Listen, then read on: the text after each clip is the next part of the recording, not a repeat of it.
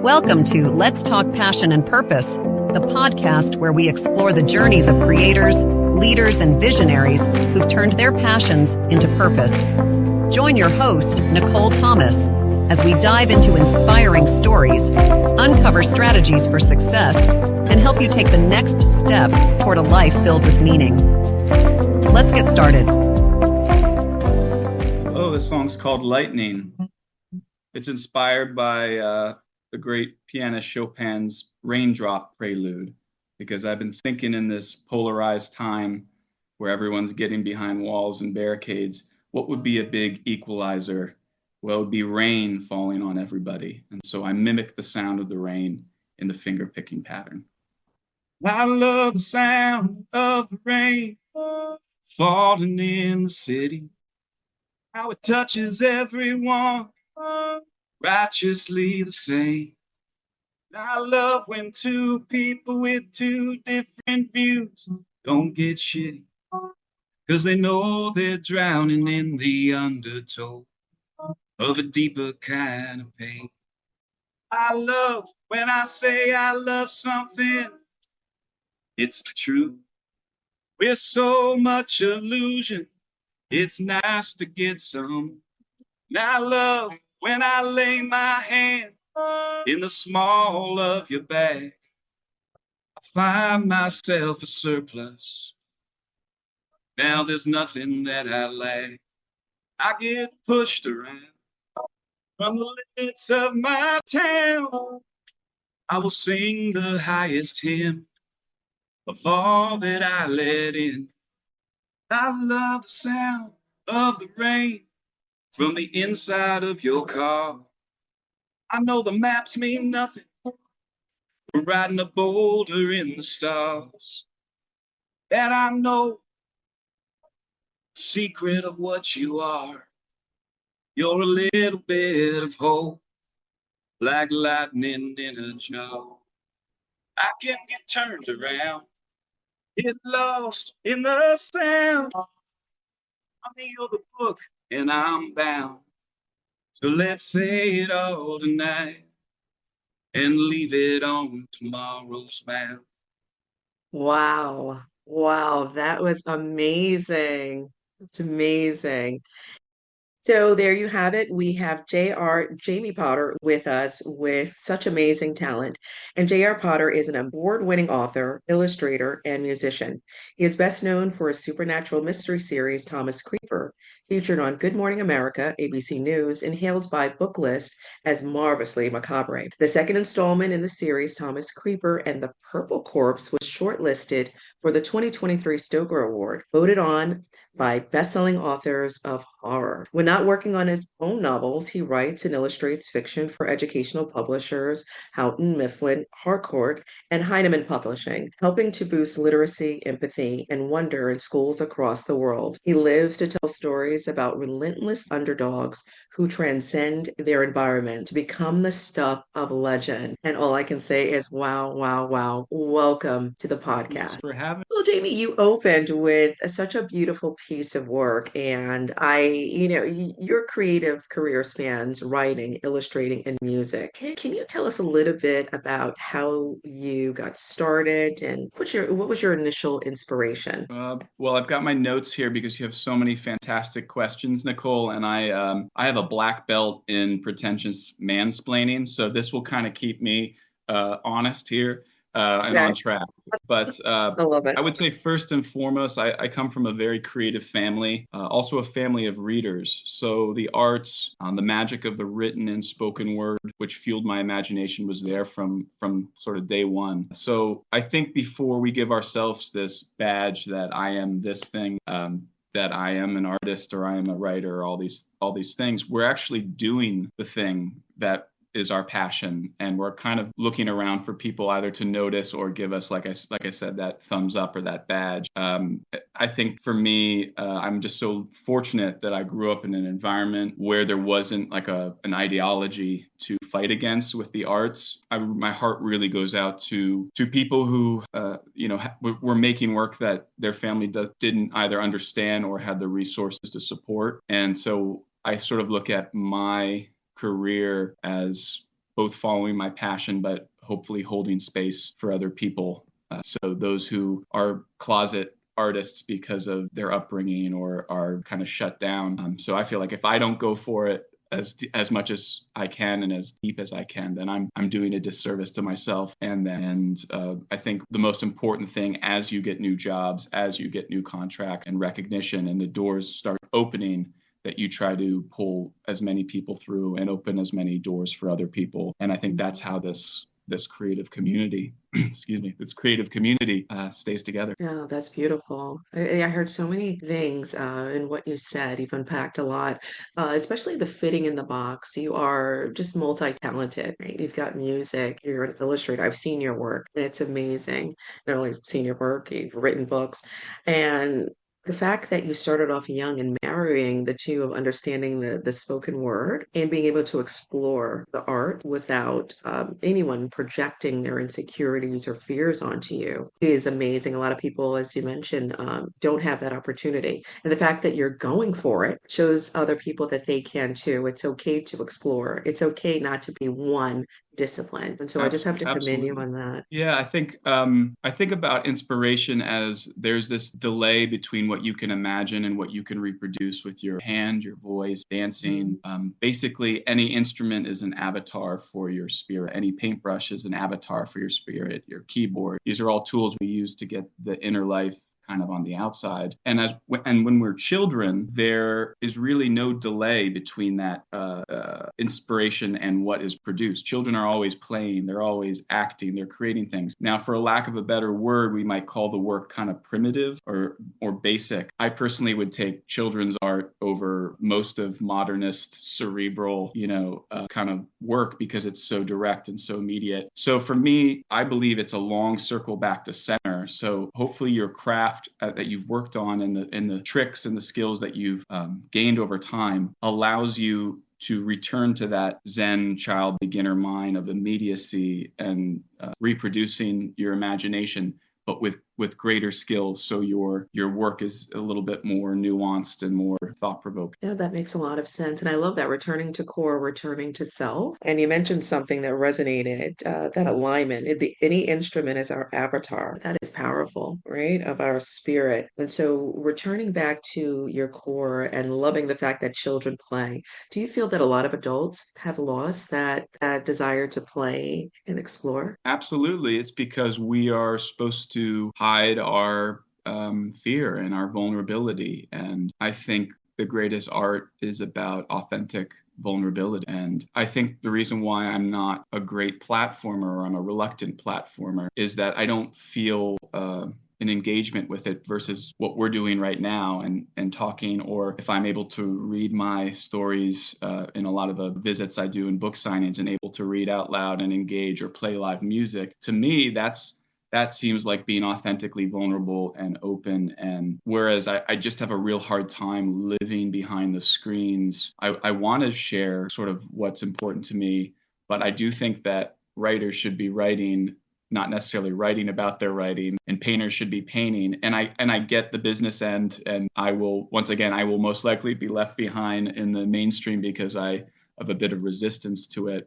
And I love the people who are using it as a platform to then do the more authentic thing that they want to do. I think there's not necessarily any right way of living this creative life, but I'm fearful of getting too locked into the attachment to that side of it. And I've had a lot of personal and family crises in this past year that made me start kind of in therapy studying attachment theory. And I don't believe in one way or one school of thought at all, but that for me opened a lot of doors of how am I attaching expectation onto my work, onto other people. What am I bringing to the table or not bringing to the table? When my first novel came out during the pandemic, I was like watching the Amazon ratings all day. And if it was in the top 100, I was like attaching some sort of value onto that to myself. Or if it was slipped from that, I did the same thing. Or did I get enough reviews? And so we need to, as creatives, sort of navigate this new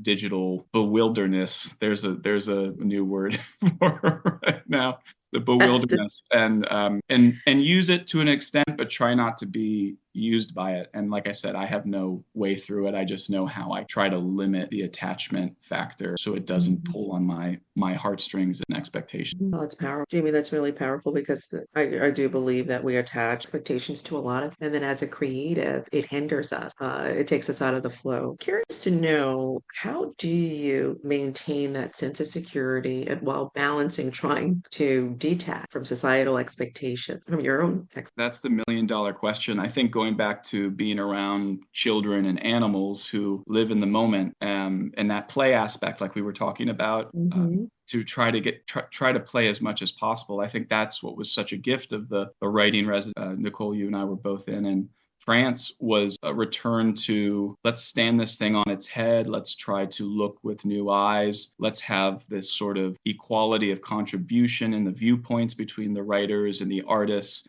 sort of in the old 19th century salon, which we can learn so much from the French in that liberal spirit of just equality of viewpoint and discussion. And even if you don't agree with something, that leads to another view. And so I think that's how I try to surround myself, hopefully, with people that want to play and let their hair down. It's hard being human in 2024. And I think like going back to authentic vulnerability too, I think is when we start to really say, like, and I'm working on communicating, I'm not a great communicator, coming from the stoic male tradition of just suck it up and write and get through it. Well, that can lead and manifest itself to addiction, to being shut down, being detachment in its full thing is kind of scary to me too. It's isolating. And so it's the $1 million question that I don't know exactly at practice. And I think it's trying to be authentically vulnerable and plain as much. Yeah, I love authentically vulnerable, which is so difficult for many of us to do, especially with the advent of social media, right? To show my There's so strength, much. show my ratings, and yeah, I mean that's the key. But what if I show you a part of myself that you aren't? If you're not going to like that, does that mean you're going to bail because you think I'm this thing? And so when we focus on the screens all the time, we're projecting a certain image of that might not be that can't be the full portrait. Right, because we are complex beings. So I know you've mentioned before that following your passion is central to your work. You've talked about that in the past. What does it mean to truly follow passion and lead a creative life in today's world? I think it's just not. I think it's persistence. I think it's knowing you have a voice and a viewpoint that will never be repeated again in the universe, and to try to maximize that extraordinary focus on that individual kind of window into the mystery that you have. That's why we need the arts more and more in this time. Can't just have a monochrome or polarized rendering. We need all the gray area. We need all the windows into it. And to give you a more concrete example, one of my fellow children's authors who I really adore, Kimberly Kina, I always want to say Kenna, but she wrote a wonderful book this past a couple of years ago that has gotten all these great awards, and it deals with some heavy issues for teens and middle school, bulimia and bullying, and really holds space in a non-preachy way. I think agenda to me is really scary, even if it's agenda that I agree with. When I start feeling that you are pushing the agenda in the work, it takes me out of that, pulls me out of that suspension of disbelief. I still need to be in it. But my larger point being, at the end of her book signing that I went to, they had a community project that invited everyone in the audience to make something together. And so I think that's what we're really, as we get more siloed and more, firewalled behind our screens, we're losing a lot of that community engagement of, okay, I don't necessarily agree with that, but let's make this mosaic, let's put this together, and that actually will be an accurate viewpoint of how we're dealing with these tough issues. So I would say anytime you can kind of express your individual view, but try to be part of an idea of opinion. I know that's very abstract and out. No, well, great. It definitely isn't for me. It's not abstract at all because I can see how we have that sense of uniqueness and Mm-hmm. individuality, but we also need community to move forward. That Mm-hmm. helps us, not just from a networking perspective, but helps us develop, continue to evolve. And it sounds like community has been very strong for you. And how do you feel community has evolved as your creative career has progressed? I think sort of jumping off what you were saying, Nicole, is this idea that as creatives, we can often feel like monks in little cloistered cells and cubicles and, coffee houses. And it's a lonely experience sometimes. And there's a beauty in solitude and that just pure one-to-one engagement, but where I'm just so grateful for the gift of community of, hey, I don't really know if I'm doing this the right way. Can I bounce this idea off you? Even if first thought is best thought, that old adage, like sometimes it is, sometimes it just comes to you like lightning, like a lightning bolt. It just flows through you. You've got it. But to have the courage and that, once again, be vulnerable enough to be like, I really care about this. I'm not sure about this. Let me bring it to my creative community. So I have really wonderful beta readers, sensitivity readers for my work, especially when I'm never trying to appropriate any other cultural viewpoints. Very huge proponent of the Own Voices movement. But I also believe that, and we'll get into voice in a little bit, that voice extends out of this skin and bones shell that you see on the screen right now. The voices, ancestral voices outside of time, the voices multicultural. And so there's a way I still believe of being able to perhaps engage in different viewpoints and character viewpoints in your work that you might not necessarily come from if you've done the work, if you've shared it the right way, because it is a hot button issue for sure, particularly done without sensitivity and done. This is the first time, Jamie, that I've heard someone mention, a writer mention that they have sensitivity reading. And that's intriguing to me, right? Because we embrace our work and we try to show up as authentically for our characters and make sure they're realistic, but that's only from our view, right? And so when we push it out to the world and we have a sensitivity reader, then they're able to bring in certain points that we would have never considered. For a really good example is, and I don't know if Courtney Miner brought this up, not in your talk, but in a talk I had with her. Shout out to Courtney.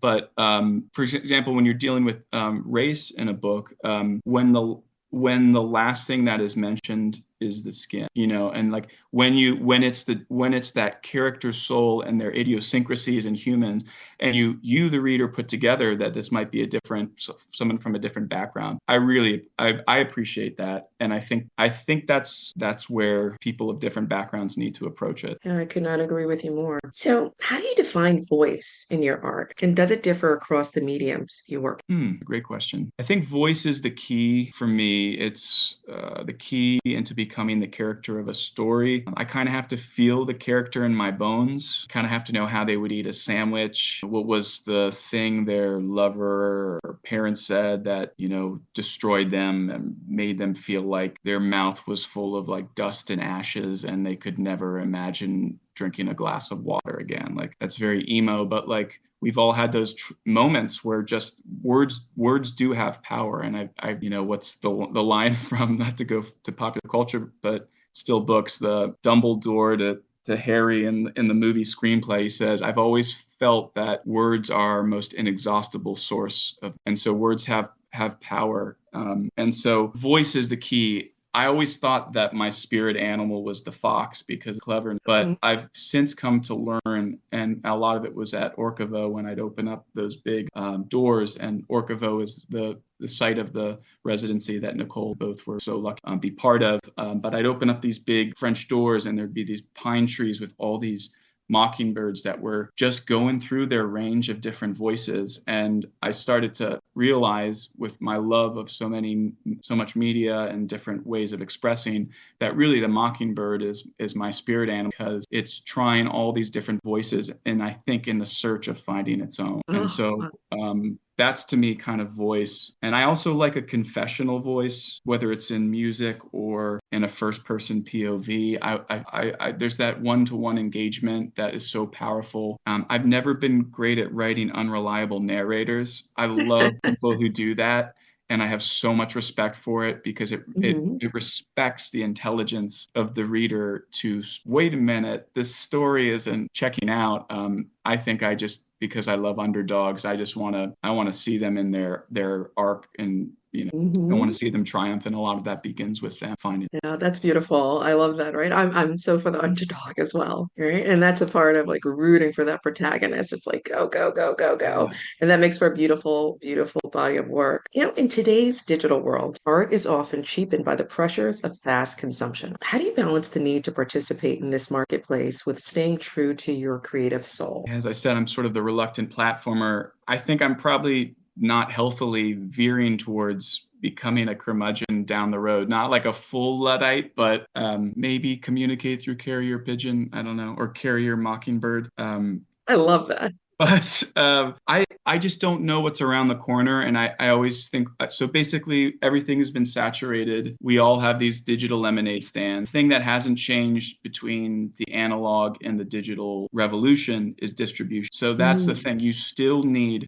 whether you're a self-publisher, and that's happening more and more, where you're moving product, but you still have distributor for your work. You still need someone to handle that and have that muscle. The challenge for creatives who are indie, who are on the cusp, is that platform is being used as a pre-sale metric more and more by these companies. And I get it from a business standpoint. These are the amount of people that are looking for work. These are the people that we can guess are going to purchase it. But artists in their soul are not typically great extroverts, right? It's not really in the business description. So what has happened in the eradication of the A&R person, the marketing person, all these people in these companies that would do the things that that you don't want to have to do, you are doing that now as the creative professional. And so at the end of the day, I think there's a lot of diminished returns where you're not focusing on the thing that you really want to do, that is your passion. So my philosophy is kind of like, do what you have to do until you do what you want to. And so I think you do have to, I guess, build up that platform enough so you can farm it out now, mhm. as pessimistic as that sounds, but maybe that's and then there's the old Steve Martin line that says, be so good they can't ignore you. So while talent is really just one part of this equation in this crazy creative business world, maybe if, you get so your talent starts to speak for itself, and maybe you get to post less. Mm, It's such a dilemma. I try to do the most as I can, as inviting people into my world, but I don't want to limit the novelty. Like if they trust that I'm creating good work, I want there to be some interest building up. Like, what's he pulling out of the hat next time? And the more we post and the more we give away of it, which I'm mhm. guilty of because I'm building my platform, we kind of take away from the novelty. So Yeah, yes, that's true, right? We post so that we can create engagement. We have a following so that our next body of work, when that comes out, there are people that are who are engaged and want to purchase and they're following our story. But it is very difficult. And it sounds like you're trying to find the balance and you've found balance. But you may have mentioned this before, but how do you stay authentic with just navigating this whole process and then also focusing on art that's close to your heart? Hard. I do my best. I've been, the working careers I've had, I've chosen because I'm not really good at lying. And so I can't get behind something that I don't believe in. I work in a library as one of my many jobs to keep the lights going on. And I always suggest to working creatives that there's some cool jobs out there that are adjacent to your passion and to your creativity, that you can actually gain skills and gain a lot of positive engagement with people that doesn't make you feel like you're working for the man, so to speak. Not that we all don't, we all have to do that at some time. I think it goes back to that playing aspect, like playing in the sandbox, as many sandboxes as I can, trying things out, standing them on their head, having as much fun. Also know that time is running through the hourglass, and this privilege I have of being frustrated about how this thing is not working is really like someone else's dream to be having that right then, so just trying to stay grounded as much as possible.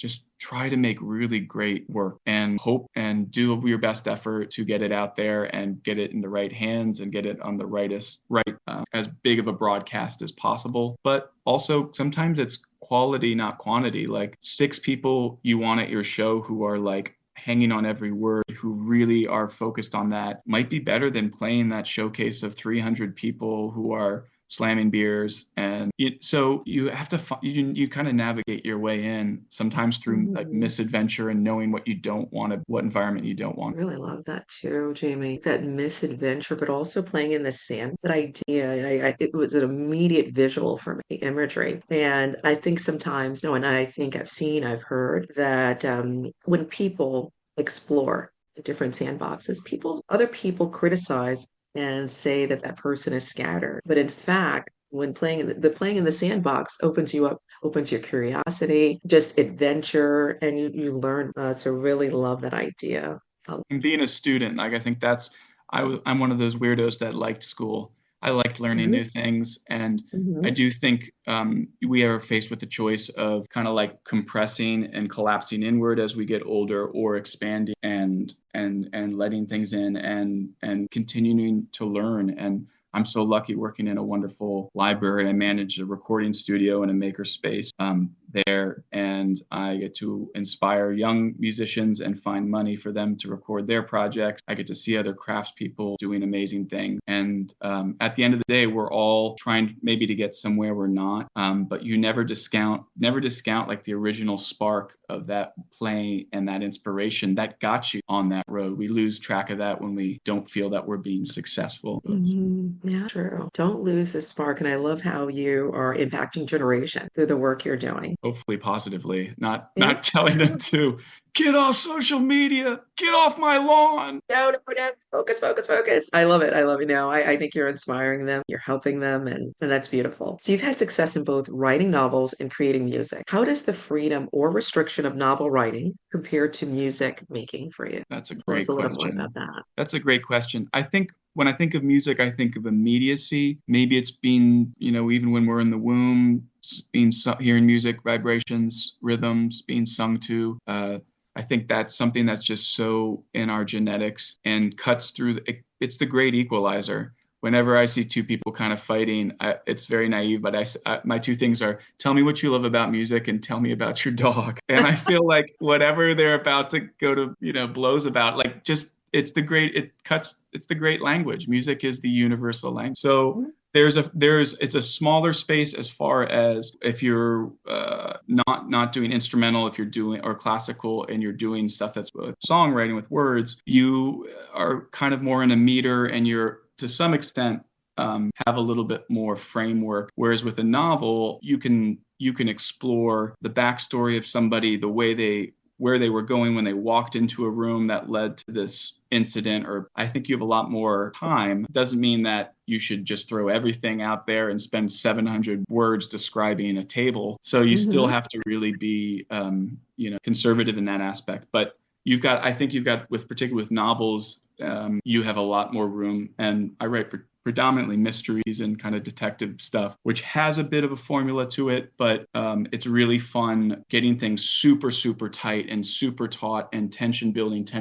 And then what you thought was going to happen, something comes out of left field. That's the magic. And I remember that from your writing, Nicole, when you were reading one of your pieces in one of our writers' salons. And I was like, I don't think this is a supernatural horror thing. And then the thing goes over the characters, and my hair went up on my arms, and I was like, that's what a writer does. It sets you in this place, and then you have this fork in the road, and it's amazing. And I think I definitely think both writing, music, illustration, it's a beautiful obsession. I don't think it's like addiction too much, where there's too much of a downside to hurting yourself or others.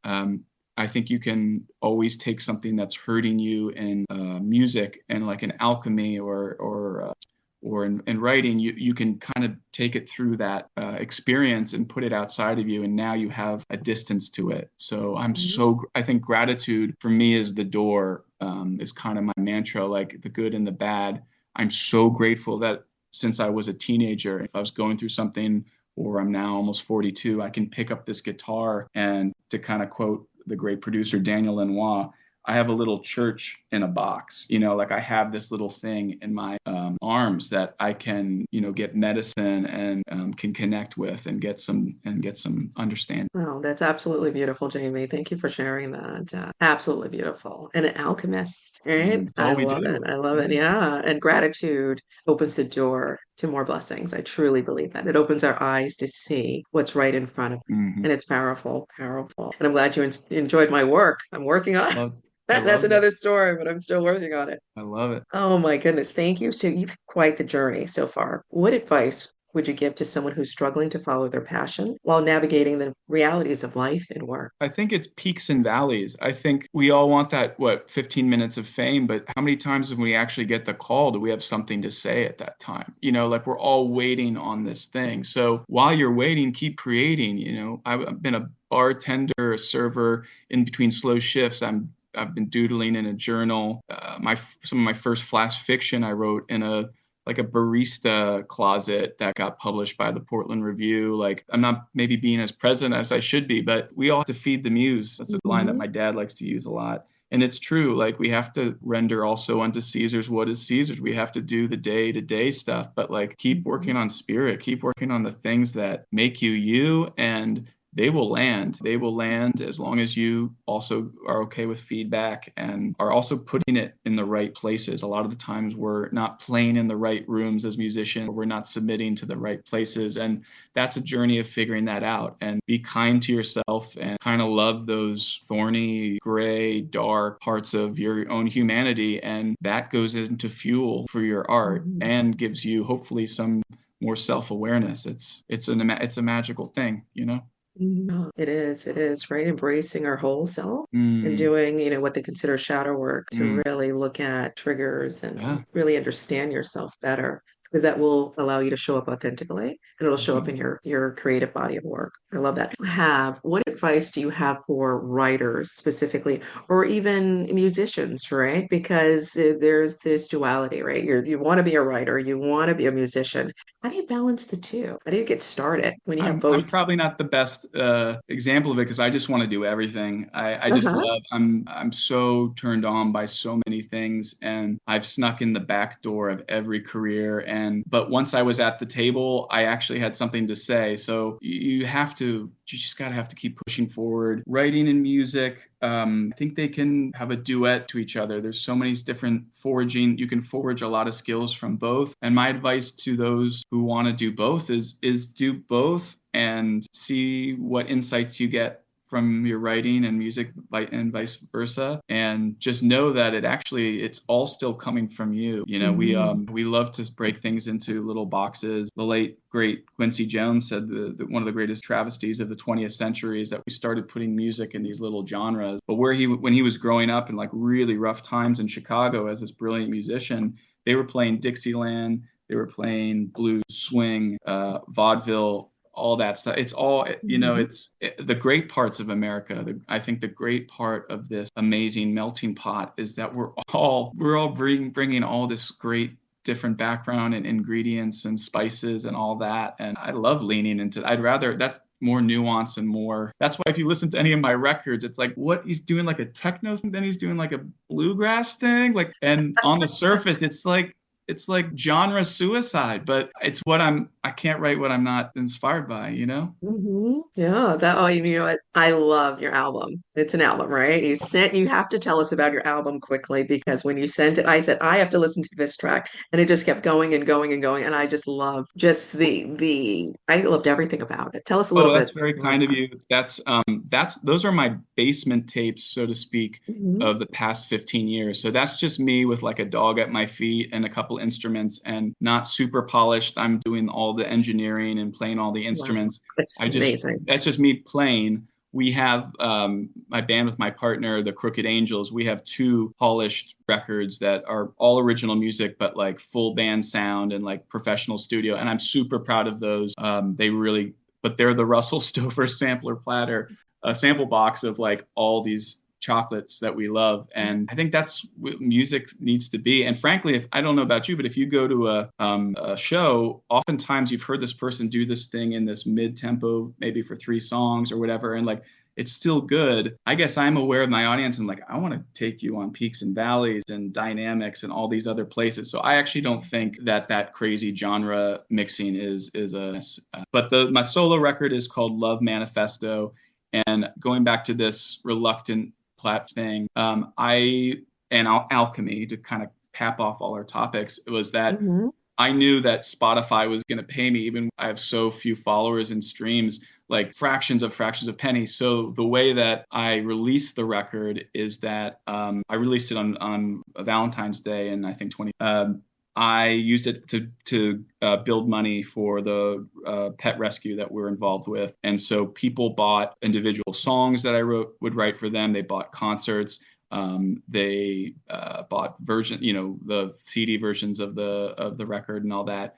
So to me, that's like, we can make things as artists. We can't do that all the time because we got to keep the lights on. But like, we also realize we do, in this place where we're cheapened and have no control, we can use our projects. I almost said products because but we can use our projects as alchemy to bring money into really cool things. So now, just by doing what I loved and getting my community involved with it, we're raising like $2,500 for that pet rescue, which is not a huge amount of money, but that means that's, transport costs, that's meds, that's stuff. So we do have some power as creatives. And at the end of the day, whether it's working with children in schools or libraries or doing the pet rescue fundraising, it's like, I can see that having an actual impact and shelf life that's going to be a lot better than that $17 check I'm going to get from Spotify, which is just make you cry for how much work you put in. So what are you going to do? Yeah, what are you going to do? But it is amazing. And I love the fact that you're very innovative, right? Thanks. Just trying Yeah, and having really fun. innovative. Love it. So what's next for you? Any new projects on the horizon? Yeah, so I went Tell down us. a huge screenwriting rabbit hole a couple months ago, with some opportunity to share work with some Hollywood people. I took 5 chapters of a sort of an adult supernatural detective mystery I started in the pandemic, and I turned it into a pilot for a series. Like anything else I do is like, oh, I don't really know how to do this. But then I looked online. There's a database of all the great pilots that I've loved from shows that have just blown my mind. So I basically gave myself a master class of a couple weeks of studying the formatting, the insides, the out. And, thank God I have a fellow creative partner who like can kind of see when the door's shut and things are working, that like, all right, this is where I'm in the rabbit hole, but that's okay. And then had an opportunity to get it in the hands of a really amazing director who's reading it right now. Business is so fickle. I feel like I've put my best work out there. I got to sit next to that director in a really amazing dinner recently and ask them point-to-point questions about their incredible work on Hulu and Netflix. And if that's the only takeaway that comes out of that project, I mean, I'm going to still keep writing the entire series, obviously. But all I will say about it is that it is a murder mystery that jumps between the present and the 1980s. It involves a female detective lead we have never seen before in TV or in book. It has also a Cold War espionage thread to it. And going back to what I love about being a student, it's allowed me to dig into all the nitty-gritty of everything from the Cuban Missile Crisis up, and sort of what we're sadly going back into or have been in with the East-West craziness that's happening in the world right now. So it's almost history is sort of repeating itself. So those who are interested can jump on my website, jamesrobertpotter.com or jrpotterbooks.com, and you can see it says TV pitch. You can actually see the hand-drawn trailer that I drew for the pilot. This is the first time that a song that I had loved and known, listening to it again, not my own song, a song by a great band called Roxy Music, showed me in almost like a transcendental way the entire story. In just a weird way, I got the tone, I got the feel, I got how it would sync with the characters. And so that's the magic. So that's where I'm at with that right now. That is amazing. And I wish nothing but continued success. And I can't wait I'm going to visit your website. And on social media, where can we find you? I'm mainly just on Instagram, although I've kind of tried to get off a little bit. All Books Build Bridges is what my Instagram handle is. And then somewhere there on Facebook, I don't know, jamie.potter.146 or something like that. I don't know, something, but yeah. Okay, but you're mainly on Instagram when you're on Instagram, and then your website. Best way to find you and just learn more about the great work you're doing. I just have to say thank you. Thank you. This has been an amazing discussion, talk, and learning so much about your work. Thank you again for being on the podcast. Holding space for us creatives and doing everything you do. Yeah, it's my pleasure. Hopefully you'll be back again soon. Thank you for joining Let's Talk Passion and Purpose. I hope you're leaving inspired and ready to elevate your journey. Remember to subscribe, rate, and share if you enjoyed today's episode. Stay connected, follow your passion, live purposefully, and we'll see you next time.